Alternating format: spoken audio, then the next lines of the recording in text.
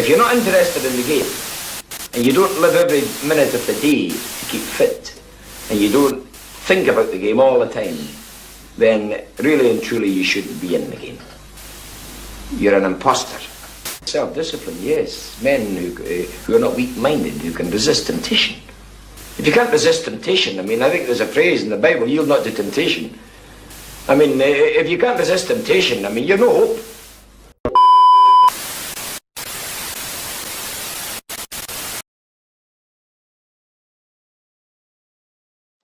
What's up, guys? Today we're going to be talking about match week 3 results at the weekend. Of course, we're going into an international break for 2 weeks.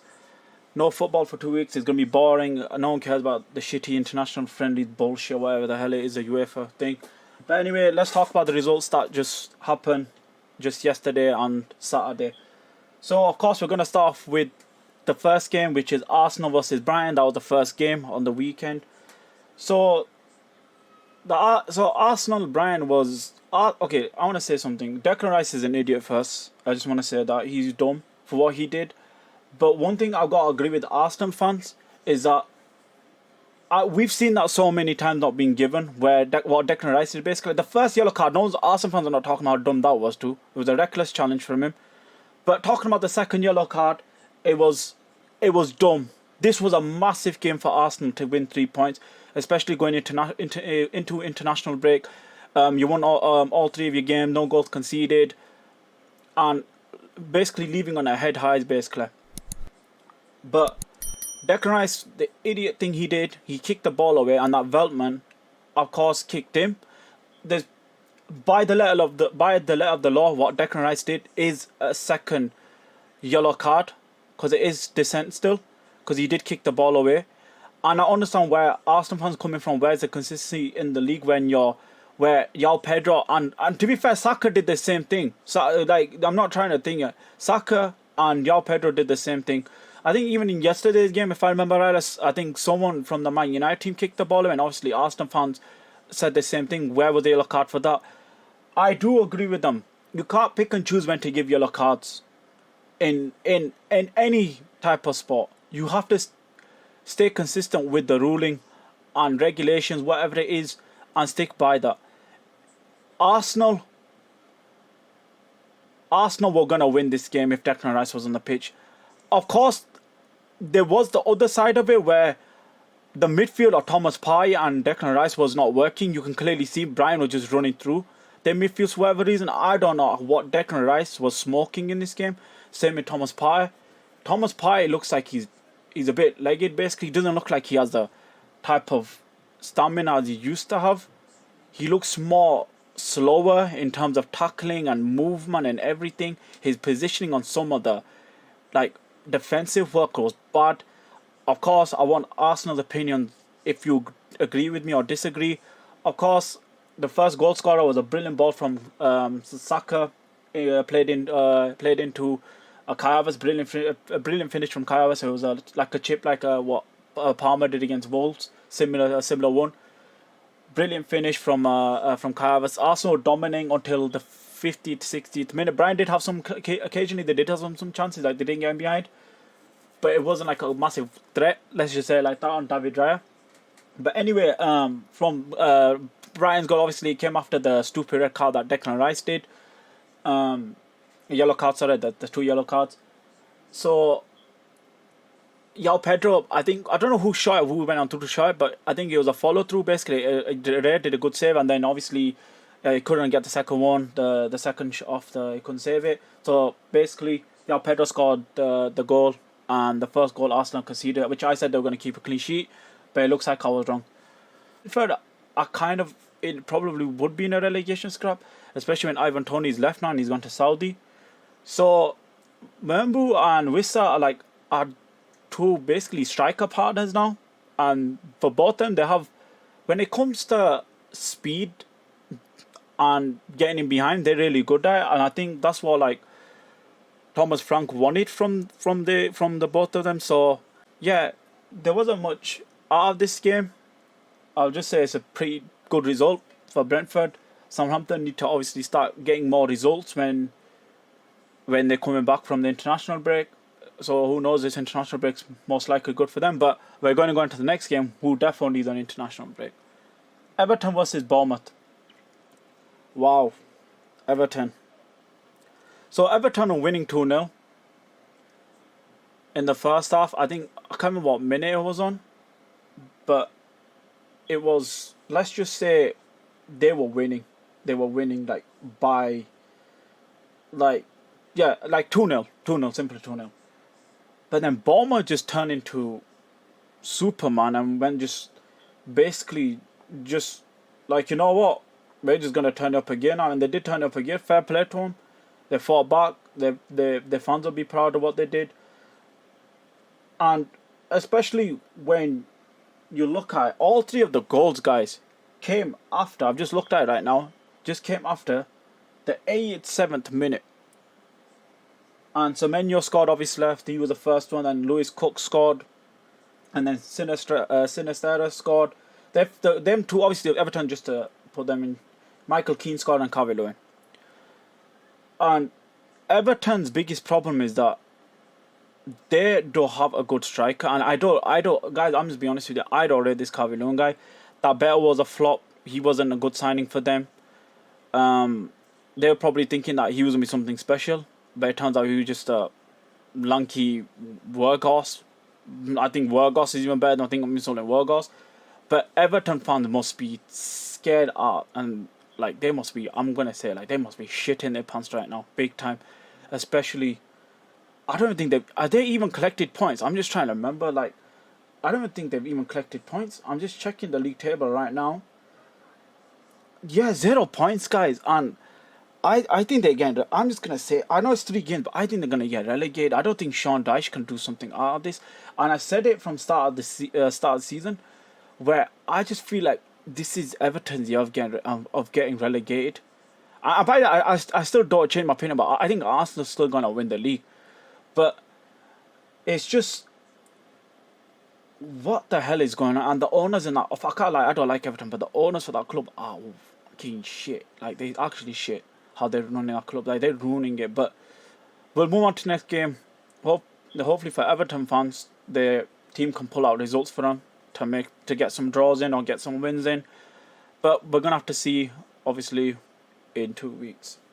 Move to the next game. Ipswich Town versus Fulham. To be fair, 2 losses. I felt sorry for Ipswich Town. They had Man City and Liverpool as their first 2 games. Fulham, they got a point out of it. It's a good point, to be fair. Of course, then again, relegation fight.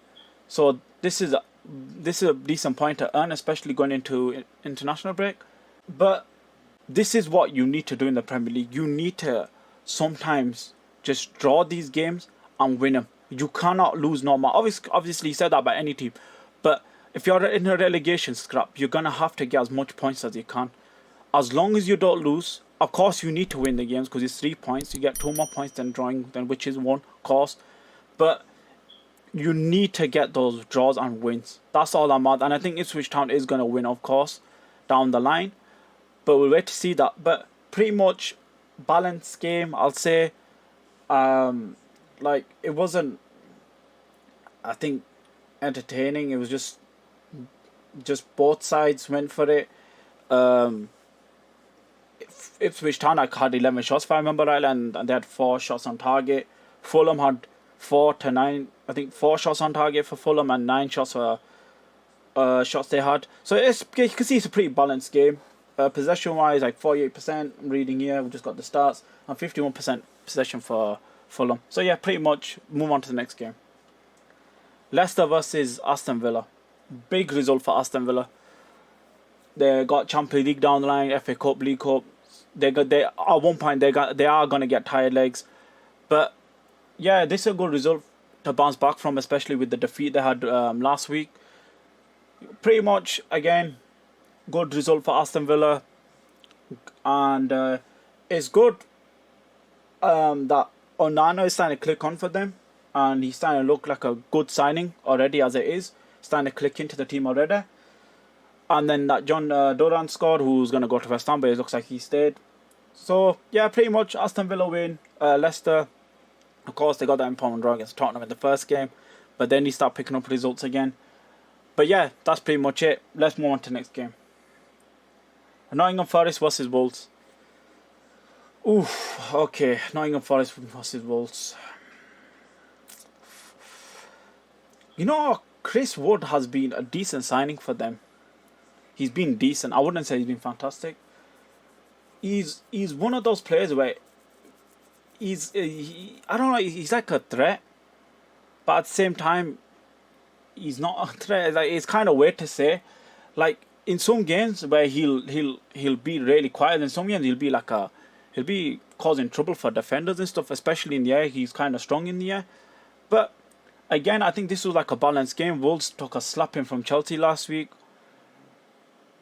But I think Wolves improved defensively in this game. They had like a better structure in the game. Especially with their manager signing a new contract, a 4-year contract, if I remember rightly. O'Neill, so they'll obviously want to bounce back too, in a way. I think they probably wanted a win, especially if they're looking at Nottingham Forest's like home record and stuff. It's not, especially like how Nottingham Forest have been recently.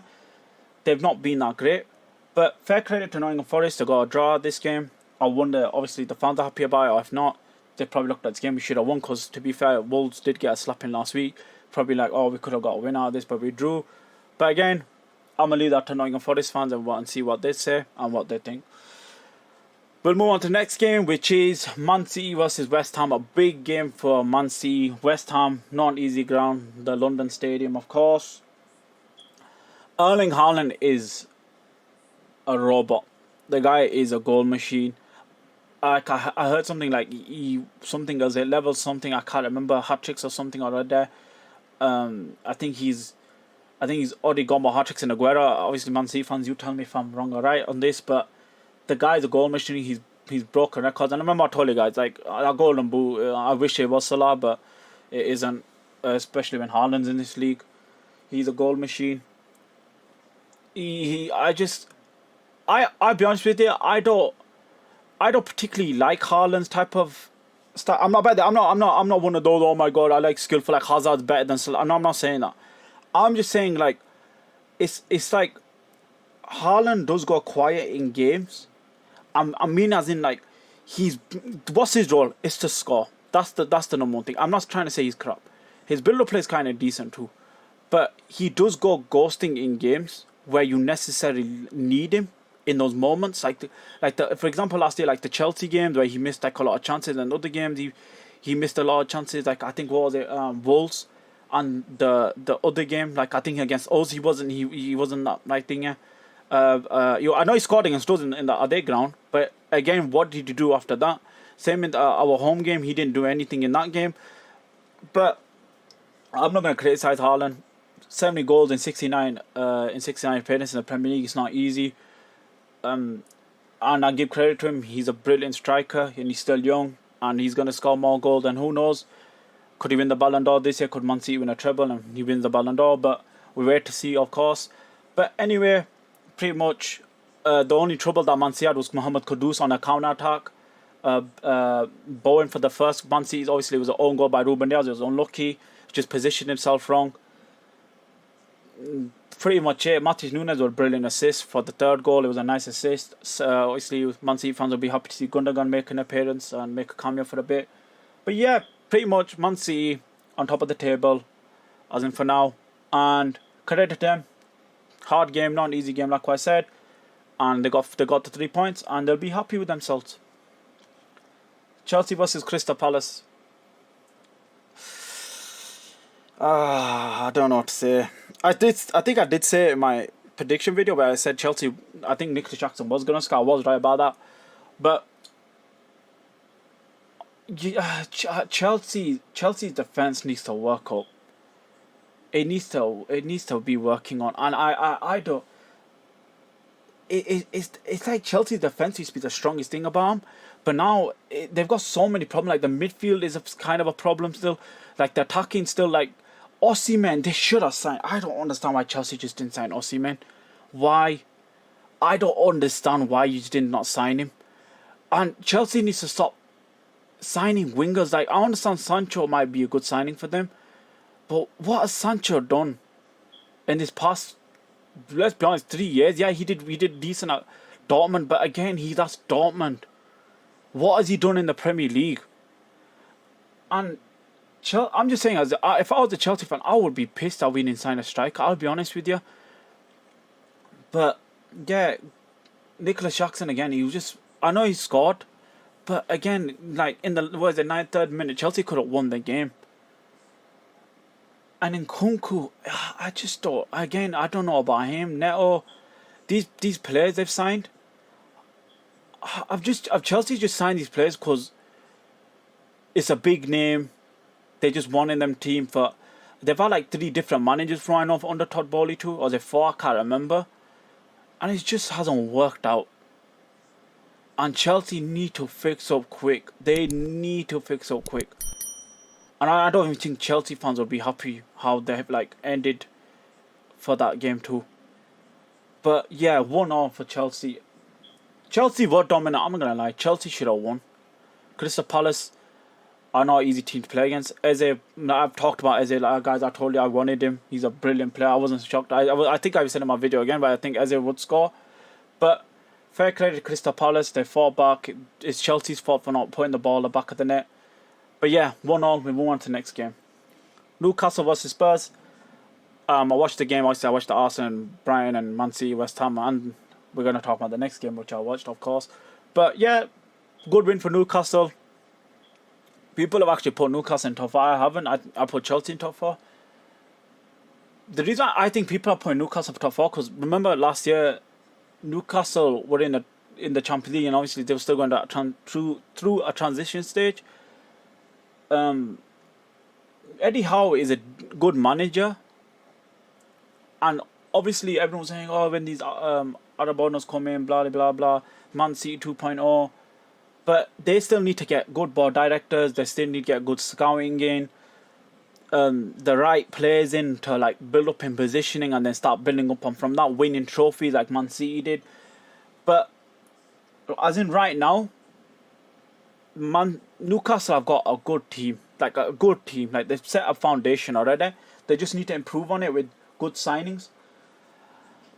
But yeah, pretty much Spurs again. Wasteful in the second half. They were good in the second half. Ange, obviously, like I said, with the high line.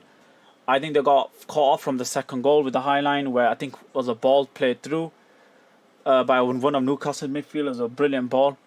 And then I think it was, who was it running through? I can't remember who was running through, but he basically just did a sweaty goal, as they call it in FIFA term, but passed to Isaac, and then Isaac scored. Just a tap in, and that was it. Pretty good from him. And then I think Harvey Barnes scored. Obviously, he had a lot of injuries from last year. And then who scored? I think it was Robertson. From what I remember, I think it was a bad mistake from Pope. He should have caught it, but he palmed it to Robertson. And obviously, then I think Burn. I think it might have been on goal. It was going in. I think, I don't know, but who they gave it to. But pretty much Spurs need to fix up again. They have chances, and then they just don't put them back at the net. And Spurs need to work on this high line thing. Ange needs to stop being stubborn. I rate Ange. I think he's a good manager. But he does need to fix up big time with this high line thing. Because if he's going with this high line, you do need to change and transition, like what he did yesterday when Newcastle just played one simple ball through and that was it, and they're on the attack.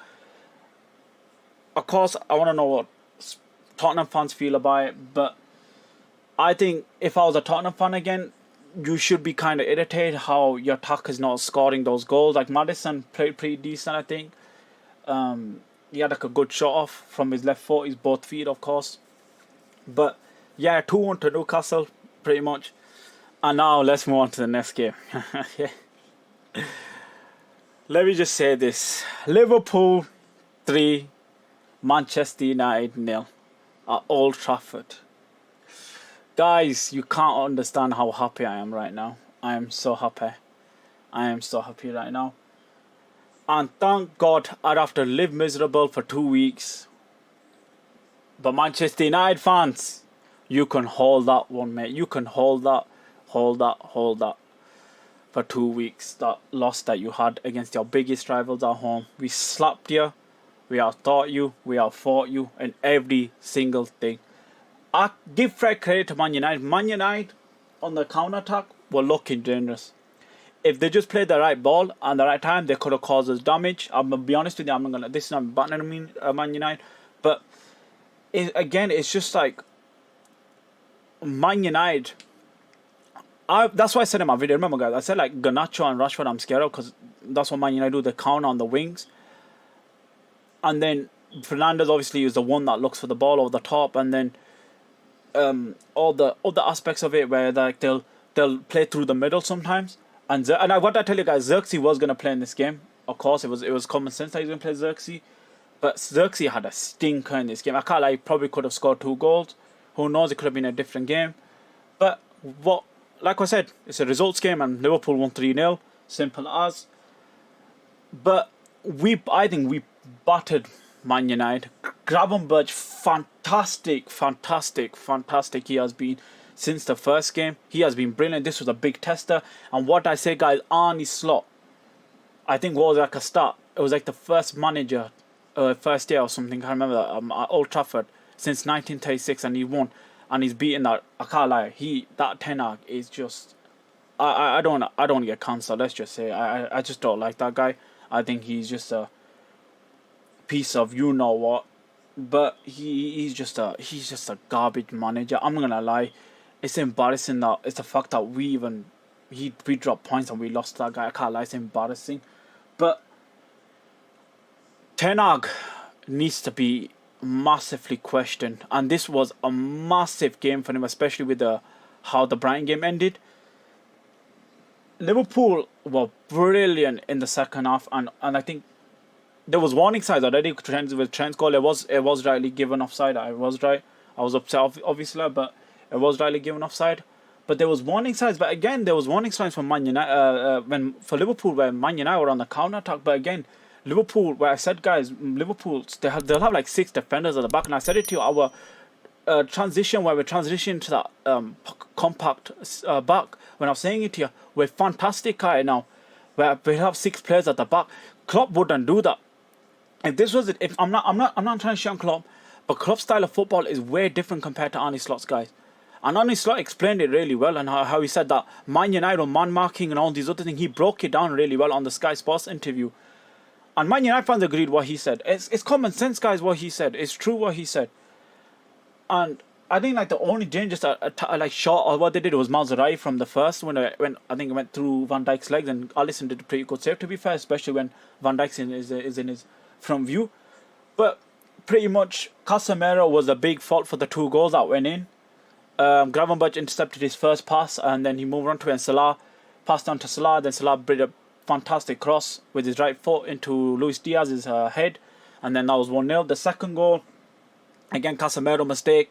He tried claiming a foul. It wasn't a foul. I think I can't remember who played the ball into. I think Salah, but I think it was Gravenberch, or was it McAllister? McAllister passes it to Salah, and then Salah passes a beautiful ball. Just Salah again. I said he's our best second playmaker in the team. Beautiful pass into Luis Diaz. Fantastic finish from Luis Diaz. This is another player, by the way, guys, that was criticised. Luis Diaz. Brilliant game for him, and he needs to be consistent.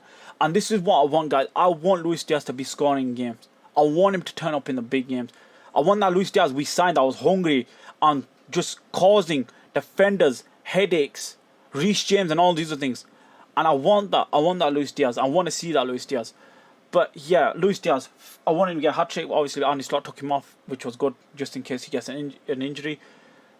But the third goal again, Kobe Mainu sloppy with the ball. Gary Neville made me laugh. Obviously, he was talking how calm Kobe Mainu was with the ball, but then McAllister just bodied him out of the way.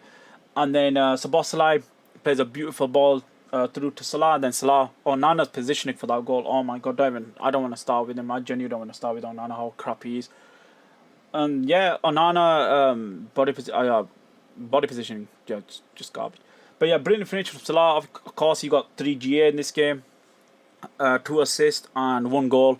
Salah owns Manchester United. I'm just going to say he owns Manchester City too. He owns the whole entire Manchester. In general, he's both of their owners. He's their daddy. But yeah, I am happy, guys. I'm just going to talk as a Liverpool fan. And Arne Slot has been fantastic so far. I'm not going to be off the mic. I'm not saying we're going to be in the Premier League title still race yet. But he 0 goals, second in the league, 9 points. Like, we've done everything so far so well. And this game was important. Manchester United, our biggest rivals away. The game I look forward to the most. And we did so fantastic, guys. That's why I'm so happy right now. I'm literally over the moon talking about it. And it puts a smile on my face that we smacked Manchester United up and shut their fan base up. But genuinely, Liverpool fans, be proud, be happy. I know we're still disappointed with... This is why I go back to transfer. I just want to talk about transfer. This is what I mean.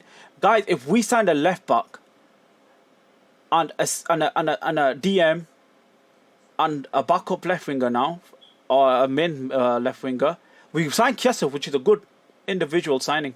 Isolate signing, brilliant. If we just got 4 players in, Zubamendi and Hikapié, or whatever, Inacio, or Bastoni, or even Edison, or Ugarte, who Man United signed, guys, I genuinely think we would have won the league.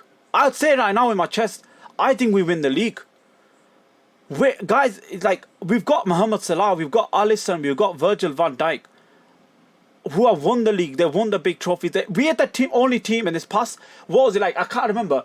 Something mad. Like, if it wasn't for the Man City, would have won the Premier League 7 times in a row, guys.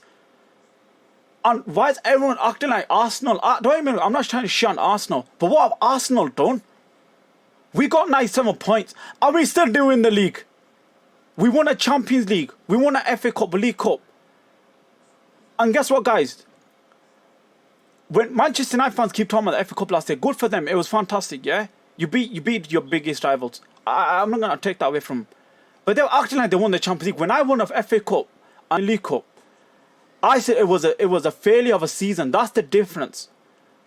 I don't consider that a good season. When we win the Champions League or the Premier League, that's when I consider it a good season. I just wanted to say that. And we signed 4 players in this transfer window.